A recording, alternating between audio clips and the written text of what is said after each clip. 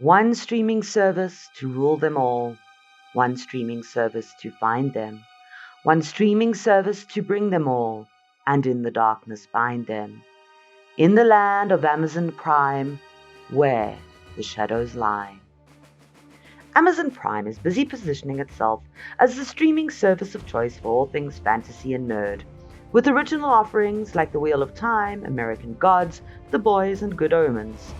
Generally darker and grittier than fantasy offerings on other platforms, Amazon Prime seems to have generally made the various fandoms happy, obviously keeping in mind that no fandom is ever happy.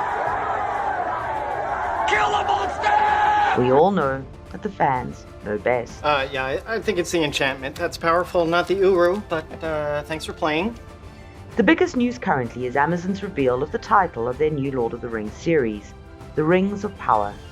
The story has been told about the One Ring, but this series is looking to tell the story of all the rings. It's set for release on the 2nd of September and is a prequel to the Lord of the Rings that we all know and love. Just as so many elements of the show itself were handcrafted, Amazon chose to physically forge the title in a blacksmith foundry, pouring fiery molten metal into hand-carved wooden ravines shaped to the letter forms.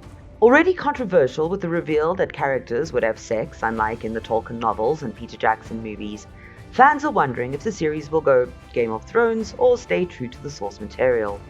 All will be revealed later this year, but as Gandalf said, go where you must go, and ho. On the subject of Amazon Prime nerd shows, Good Omens by the late Sir Terry Pratchett and Neil Gaiman was a hit in 2019. It kept true to the vision of its creators, with Neil Gaiman as showrunner and Terry Pratchett's scarf and hat in attendance. The show managed to please even the most critical fans, even those with copies of the book that truly looked like they've survived the actual apocalypse. One thing that their co-production partner, BBC Studios, got completely wrong was merchandise. There wasn't any. Over a year later, there were a couple of Funko Pops, but that's it. Of course, nerds do what nerds do, and created their own merch. BBC, who own the rights to merchandising, have recently hit a whole bunch of fans with cease and desist orders for creating and selling their homemade goodies.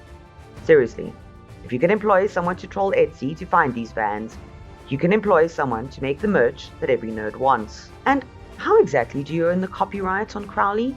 Take the Bible out of it, but Sam and Dean and Crowley himself would definitely have something to say.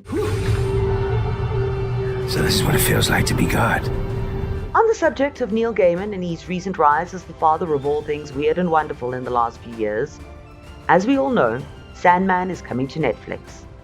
After 20 years, Sandman fans will finally get to see the Endless on screen. With controversial casting choices and Gaiman shutting down complaining fans, It's no Sandman, but I guess we can't expect everything he writes to be a masterpiece. it seems that many people haven't read the comics and don't have an understanding of the stories. But none more than this TV Guide synopsis. Netflix, later this year. This adaptation of Neil Gaiman's 80s comic follows Morpheus, a man whose appearance changes depending on who sees him. What? I know that Sandman was dark and underground when it was released. I had to go to the back room of the comic book shop to buy them in the early 90s. But if you don't know what it's about, at least just try Google. Now onto another headline-making controversy. Wizards of the Coast have released more playable characters, and D&D players fear that they may be heading into 3.5 territory. Just like when they updated the lore a couple of months ago, players are split on whether it's a good move or not. But quite honestly, homebrew forever. The debate that I'm far more interested in is the difference between a dice goblin and a dice dragon.